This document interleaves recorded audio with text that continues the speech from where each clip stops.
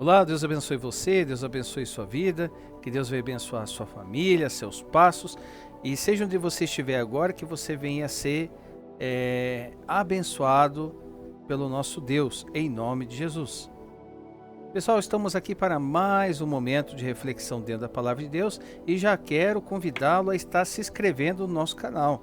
Se inscreva no nosso canal, ative as notificações, ative o sino aí, que quando ser lançado conteúdo novo, você é avisado, é sinalizado, né? Então você vai estar sempre por dentro de conteúdos novos que nós temos colocado todos os dias. Estamos tentando manter dessa forma todos os dias aí, sem perder um dia sequer, né? E o objetivo nosso aí é abranger cada vez mais esse canal. Então você que está assistindo pela primeira vez, o nosso canal é de momentos de reflexão dentro da Palavra de Deus, o qual nós trazemos temas aí, e o que a Bíblia, o que a Palavra de Deus nos fala direta ou indiretamente sobre alguns temas específicos. Você também que já está seguindo, seja um canal de bênção. Se a palavra falar com você, assim como tem falado comigo, porque eu digo que eu aprendi e estou aprendendo muito sobre cada tema específico, junto com você, aprendendo o que a palavra de Deus quer nos dizer. Como sabemos que a palavra de Deus é uma fonte inesgotável de sabedoria, cada dia aí nós temos aprendido um pouquinho mais dentro da palavra de Deus. Então hoje nós trazemos um tema um pouquinho diferente, né? E o tema é este: o Pai Nosso. O Pai Nosso não é só uma oração para repetir, mas um modelo para viver, né? Então vamos dar uma olhada, analisar o Pai Nosso. Alguns acham que só a oração por si mesma ela já basta. Algumas pessoas acham que é uma referência. Alguns acham que ela é como se fosse requisitos. Mas será que é isso mesmo? Vamos dar uma olhada? Vamos ver o que a palavra de Deus quer nos dizer sobre isso? Então vamos lá pro texto que está ali em Mateus capítulo 6, do versículo 9 ao 13. Então vamos lá. Portanto, vós orareis assim, Jesus falando: Pai nosso que está no céu, santificado seja o teu nome, venha o teu reino, seja feita a tua vontade, assim na terra como no céu.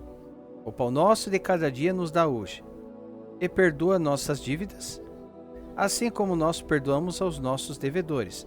E não nos conduzas à tentação, mas livra-nos do mal, porque teu é o reino e o poder e a glória para sempre. Amém. Então esse é o Pai Nosso que nós conhecemos, né? Então assim, muitos conhecem o Pai Nosso de cor, repetem em momento de dor ou uma cerimônia, mas Jesus nunca quis que fosse uma oração decorada. Até mesmo porque oração decorada não é oração. O que é uma oração? É você falar com Deus. Tem pessoas que falam assim: eu não sei orar, né? É a mesma coisa que você falar: eu não sei falar. É você falar com Deus. Oração é você falar com Deus, né? É claro que existem vários tipos de orações. Tem orações, por exemplo, que quando você ora por pessoas, que é uma oração fugiu a palavra aqui agora, coletiva, está orando no coletivo. Tem oração que você faz no seu particular, tem orações de libertação, tem vários tipos de orações, né?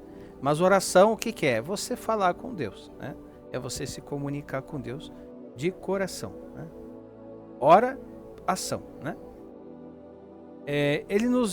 Então assim, nunca quis que fosse uma oração decorada. Jesus nunca quis isso. Ele nos deu um modelo de vida. Então o Pai Nosso é um modelo de vida. Ou seja, cada frase revela princípios para moldar a nossa fé. Então não adianta você saber o Pai Nosso de cor e não saber o que está querendo dizer. De nada adianta. Você tem que saber o que quer dizer. A gente precisa entender o que quer. E eu acredito que nós vamos aprender isso hoje. Então ele é um modelo de vida. Cada frase revela princípios para moldar a nossa fé, caráter e caminhada diário com Deus. Hoje nós vamos aprender dentro da palavra de Deus que o Pai Nosso é muito mais que palavras. Na realidade ele é um direcionamento, é uma bússola espiritual.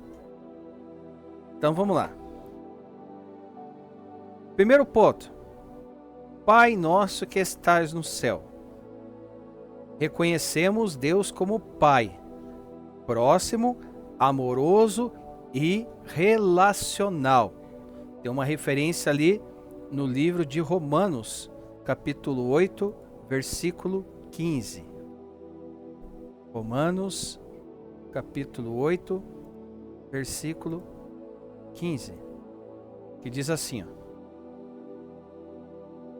Porque não recebestes o espírito de escravidão, para outra vez estardes em temor, mas recebestes o espírito de adoção de filhos, pelo qual clamamos, Abba, Pai. Então vamos lá, então é nosso. Então dentro ali do Pai Nosso que está no céu, o é nosso. O é nosso não é meu, é nosso. Pai Nosso que estás no céu, não é Pai meu que estás no céu, é nosso. E por que nosso? Porque aqui está colocando a tipificação de uma fé, o quê? Não uma fé individual, mas uma fé comunitária. Algo que não é isolado, algo que envolve pluralidade, né? Pluralidade. Então, é nosso, o Pai é nosso, porque ele quer trazer ali uma fé comunitária e não isolada. Nos céus, quer dizer ali, soberano sobre tudo, né? Ou seja, lição que nós tiramos desse primeiro tópico: quem ora, confia no Pai que governa e cuida. Pai Nosso que estás nos céus, né? Segundo ponto: santificado seja o teu nome. Então assim, não pedimos que Deus se torne santo. Não pedimos. Mas que o seu nome seja honrado em nós. E tem uma referência ali em 1 Pedro. 1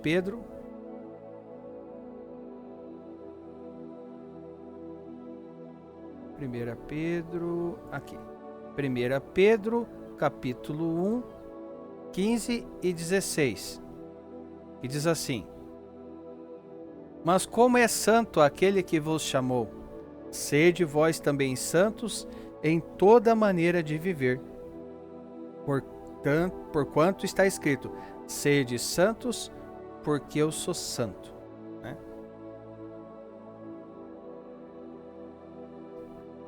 Então, primeiro ponto. Segundo, vida cristã deve ser reflexo da santidade. Dentro ainda do santificado seja o teu nome. Então, não pedimos que Deus se torne santo, mas que o seu nome seja honrado em nós. Segundo, vida cristã deve ser reflexo de santidade, da santidade. E a lição que nós tiramos desse segundo ponto é que a oração só tem sentido quando nossa vida também glorifica a Deus. Tudo que é dentro da nossa vida, que venha a ser feito por nós, de alguma forma ou outra, tem que glorificar a Deus, tem que empurrar para a glória de Deus, porque é tudo para Ele, por Ele são todas as coisas. É tudo graças a Ele. Você já parou para pensar que se Ele não quisesse, você não teria nem aberto os olhos pela essa manhã? Você nem estaria de pé aí? Né? Terceiro ponto, venha o teu reino. Então aqui está trazendo já mais direcionado para o clamor pela manifestação do reino de Deus, que venha, está chamando, né? Presente, então clamor pela manifestação do reino de Deus, presente em Cristo, né? Tem uma referência ali em Lucas, capítulo 17, versículo 21. Lucas 17, 21. Nem dirão, ei-lo aqui ou ei-lo ali, porque eis que o reino de Deus está entre vós. Né? Então, venha o teu reino ali, clamor pela manifestação do reino de Deus, presente em Cristo, e futuro na volta de Jesus. E agora nós damos um pulo lá para Apocalipse. Livro da Revelação, Apocalipse, capítulo 11, 15. E o sétimo anjo tocou a sua trombeta e houve no céu grandes vozes, que diziam: os reinos do mundo vieram a ser de nosso Senhor e do seu Cristo, e ele reinará para todo sempre. Então a lição que nós tiramos do venha o teu reino é orar pelo reino, é desejar transformação do mundo e do coração. Um coração transformado. Ah, mas eu acredito só em Deus. Isso não é o suficiente.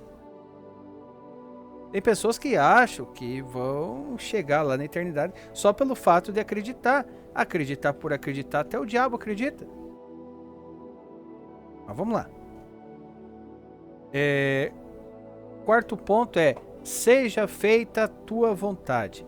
Então aqui está falando de submissão à vontade de Deus, que é boa, agradável e perfeita. E uma referência ali no livro de Romanos, capítulo 12, versículo 2. Romanos 12, 2. E diz assim: e não sede conformados com este mundo, mas sede transformados pela renovação do vosso entendimento, para que experimenteis qual seja a boa, agradável e perfeita vontade de Deus. Então, seja feita a tua vontade. Essa parte aqui, seja feita a tua vontade, ela é bem complicada. Por que ela é bem complicada?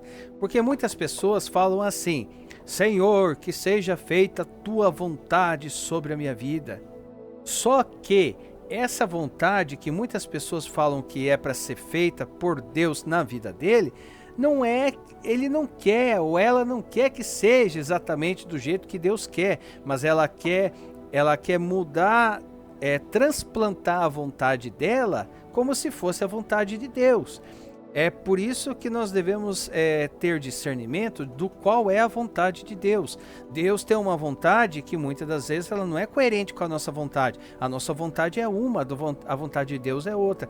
Por isso nós temos que ter sabedoria para entender a vontade de Deus sobre a nossa vida. Então, eu já vi muito isso, muito. E eu já vi a chegar a ponto da pessoa fazer uma escolha, ou uma decisão, ou algo errado, e ela se frustrar com aquilo, e ainda dizer que foi a vontade de Deus. Então isso é falta de discernimento, isso é falta de entendimento, de entender qual é a verdadeira vontade de Deus sobre as nossas vidas. Então, não posso colocar as minhas decisões errôneas, as minhas vontades, e elas não deram certo, mas mesmo assim foi de Deus. Nosso Deus não é um Deus de confusão. É nós que fazemos confusão. Então, quando fala seja feito, é submisso, submeter à vontade de Deus. Submissão, eu estou submisso à vontade dele, e não é querer que ele faça a minha vontade, né? Mas vamos lá. No céu, todos obedecem sem resistência nenhuma. O pedido é que seja assim na terra, né? Então, continuamos ainda no ponto de submissão, né? Então, seja feita a vontade de Deus. E no céu é assim, todos obedecem a Deus sem resistência.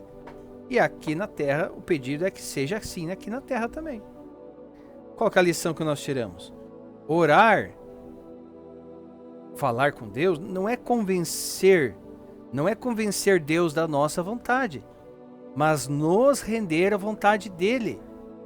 É que tem muitas pessoas que sabem que a vontade dele é diferente das vontades nossas. Às vezes a pessoa tem uma vontade que ela sabe que Deus não aprova, mas ela gosta, ela quer, ela continua, porque isso é de agrado a ela, isso faz bem a ela, né? Então, por isso que muitas das vezes tem pessoas que até evitam também, tem um outro lado também que evita falar que seja feita a vontade de Deus, porque ela não quer. Simplesmente isso, porque ela não quer. Porque Deus não é alguém que está como um garçom, que você vai num restaurante e fala, eu quero agora uma carninha dessa, eu quero... Não é assim. Não funciona. Deus, eu quero só para esse ponto aqui. Deus não quer mexer num ponto. Ele quer mexer no total. Nós já dissemos isso aqui em momentos de reflexão passado. Eu não lembro agora o tema. Porque Deus não quer só um pedaço. Não quer só temporário. Deus quer tratar tudo. Quer cuidar de tudo. Mas muitas das vezes, a gente quer se esquivar da totalidade. Por quê? Porque ela requer o quê? Ela requer que você deixe coisas para trás. Ela requer renúncia. E tem pessoas que não querem renunciar a algumas coisas na vida dela, né? Mas vamos lá. Então, a lição qualquer não é convencer Deus da nossa vontade, mas nos render à vontade dele. Quinto ponto. O pão nosso de cada dia dá-nos hoje, nos dá hoje, né? Aqui está trazendo sobre a dependência diária, física e espiritual. Vamos dar uma olhada ali no livro de João, capítulo 6.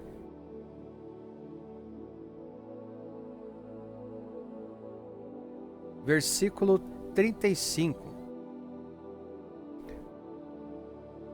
Que diz assim: E Jesus lhes disse: Eu sou o pão da vida. Aquele que vem a mim não terá fome, e quem crê em mim nunca terá sede, né?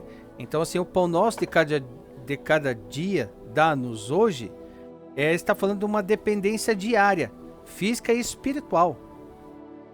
E quem é o pão da vida? Jesus. Então, às vezes isso aqui é lembrado em momentos de refeição. Não que a gente não deva agradecer a Deus pela refeição ou pelo alimento de cada dia, só que aqui ele está falando de dependência diária. Está falando de dependência diária física e espiritual. Então Jesus é o pão da vida.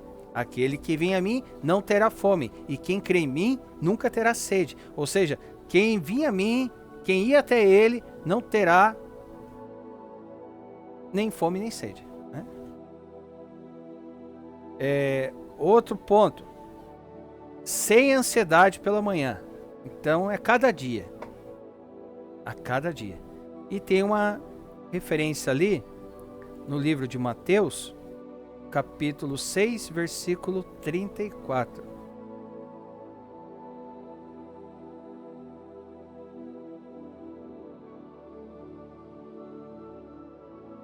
Que diz assim: Não vos inquieteis, pois, pelo dia de amanhã, porque o dia de amanhã cuidará de si mesmo. Basta cada dia o seu mal, né? Não fique inquieto. Isso aqui é para quem é ansioso, né? Para quem que é ansioso demais, né? Já fica se lamentando, já fica ficando nervoso e nervosa. Puxa, é daquilo que ainda há de vir. Ó, a receitinha aqui do Senhor Jesus. Não vos inquieteis, pois pelo dia de amanhã. Ou seja, não fique ansioso pelas coisas da manhã, porque o dia de amanhã cuidará de si mesmo. Basta cada dia o seu mal, né? E às vezes a pessoa fica tão nervosa, porque aquilo, de repente chega no dia, a pessoa, o período de ansiedade foi maior do que quando chegou aquele dia, né? Então, a lição que está querendo nos dar aqui qual é? Deus quer que aprendamos a depender dele todos os dias, a se tornar dependente de Deus todos os dias, né? Vamos lá. Perdoa-nos as nossas dívidas. Dívida, aqui nós podemos trazer dívida é igual pecado. Só Cristo pode perdoar pecado. Só Jesus pode perdoar pecados. Isso aqui tem que frisar. Homens não perdoam pecados de homens, porque homens são falhos igual homens. Pecados só Cristo, só Jesus pode perdoar. Primeira Epístola de João, capítulo 1, versículo 9.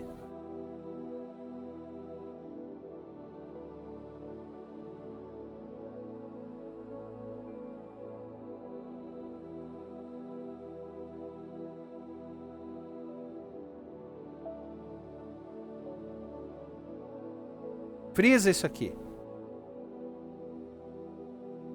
Se confessarmos os nossos pecados, Ele é fiel e justo para nos perdoar. Perdoar o quê? Os pecados. E nos purificar de toda injustiça. Se confessarmos os nossos pecados, Ele é fiel e justo para nos perdoar os pecados e nos purificar de toda a injustiça. Jesus tem o poder de perdoar pecados. E em alguns momentos ele foi até criticado pelos fariseus. Quem é este que perdoa pecados? Né? Mas vamos lá. Então, perdoa nossas dívidas. Então, dívida é igual pecado. Só Cristo pode perdoar pecados. Condição: assim como perdoamos os outros. Então há um condicional aqui. Deus só vai te perdoar se você tem um coração perdoador. Ah, eu não perdoei o que fizeram para mim. Desculpa, você vai perder tempo e pedir perdão para Deus. Você vai pedir tempo. Vai perder. E aí não adianta falar que Deus não está te ouvindo, né? Porque você quer que Deus te perdoe, mas você não quer perdoar. Aquele que não libera perdão... Mas vamos lá. Livro de Mateus, capítulo 18, versículo 21 e 22. Então Pedro, aproximando-se dele, disse: Senhor, até quantas vezes pecará meu irmão contra mim, e eu lhe perdoarei? Até 7? Jesus lhe disse: não te digo que até 7, mas até 70 vezes 7. Ou, se for preciso, quantas vezes você puder. Porque, para ser direto, aquele que não perdoa, Deus não perdoa ele. Né? Simples. E o problema do perdão, ele é uma luta por quê? Porque ele é difícil para aquele que foi impactado negativamente. Fizeram algo para ele. E a pessoa que normalmente faz, às vezes pode ser que a pessoa nem ache que fez, ou para ela pouco faz. E o desafio é para aquele que sofreu essa negatividade a perdoar. Então, por que muitas pessoas não vão para frente? Por que muitas pessoas não crescem em algumas áreas? Porque ela não tem um coração perdoador. Não adianta, não adianta. Jesus foi bem claro aqui quando falou para Pedro. Não é só 7, é se for preciso 70 vezes 7. Né? Então assim, dentro disso nós tiramos a lição que o perdão recebido de Deus deve gerar perdão oferecido ao próximo. Isso é uma lição bem simples.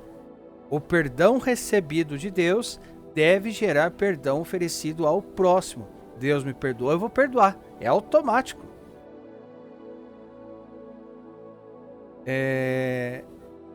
Sétimo ponto.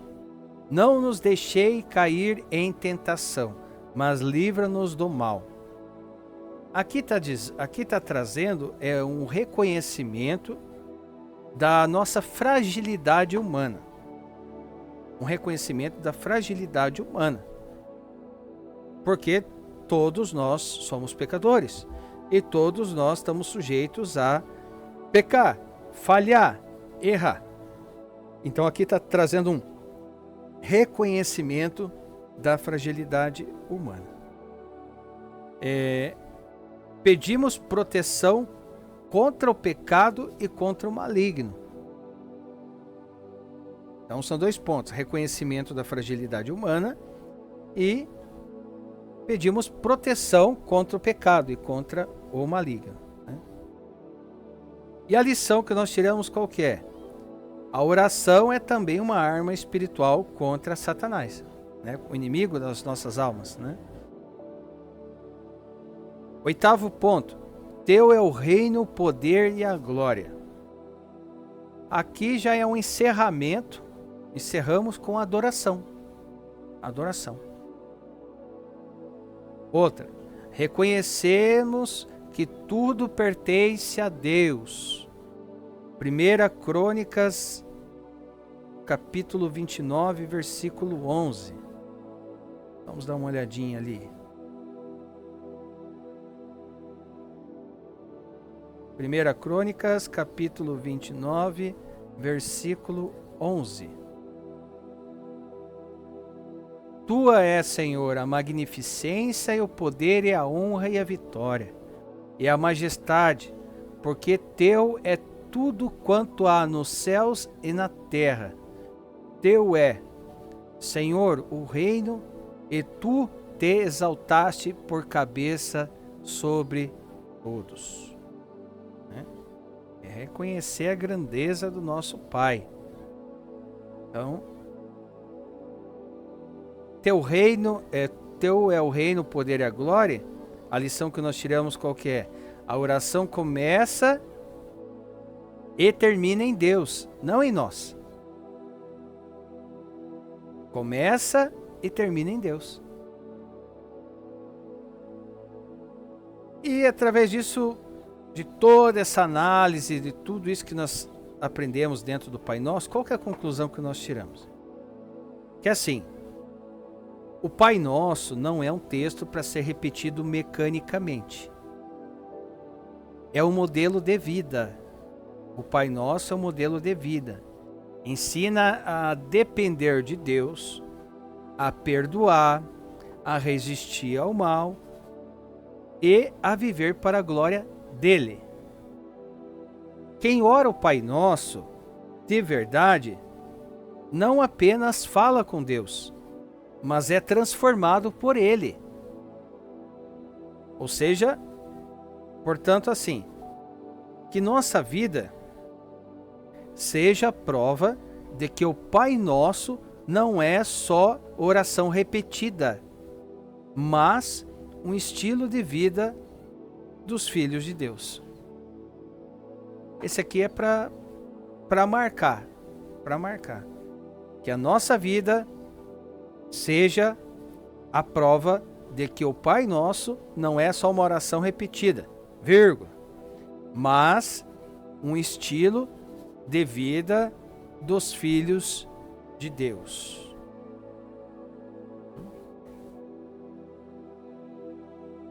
Muito bom. A gente reflete bastante porque algumas coisas que nós venhamos, às vezes fazia, até a gente ter um entendimento delas, nós podemos ver isso como uma ignorância. E Deus descarta o tempo da ignorância. O que nós colhemos é quando nós sabemos da verdade e ela é ignorada. Aí a gente colhe e realmente não vai colher bons frutos, vamos colocar assim. É você saber o que é certo, mas você ignorar o certo por causa de outras coisas. Às vezes, por exemplo, por causa de tradição. Nós falamos aqui, teve um vídeo nosso, e nós refletimos bastante sobre tradição e evangelho, né? Qual que é a diferença de ambos? Da palavra, né? E a palavra está acima de tudo, né? Então assim, pessoal, um momento de reflexão muito interessante. Foi feito um pente fino, um scanner do Pai Nosso. Vários puxões de orelha para nós, para que a gente venha entender que na realidade o Pai Nosso é um modelo de vida. Se alguém perguntar para você o que é o Pai Nosso para você, é o modelo de vida. é o modelo de vida, né? Tá certo, pessoal? Pessoal, então por hoje é só. Deus abençoe você, Deus abençoe a sua vida, que Deus venha dar para nós entendimento, sabedoria, discernimento, para saber lidar com as coisas do dia a dia, lembrando que a cada dia o seu mal, né? Um dia de cada vez, e vamos tentar, através desse modelo de vida, tentar ser melhores, né?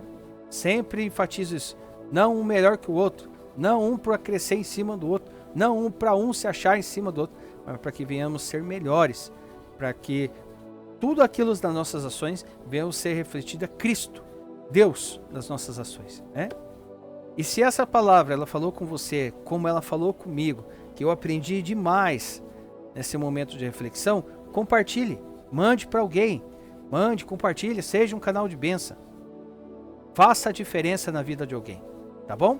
E você aí que tem algum comentário, pode comentar aí, está totalmente liberado, sugestões de temas, não gostei, gostei, está totalmente liberado aí para que você venha a colocar a sua opinião, tá bom?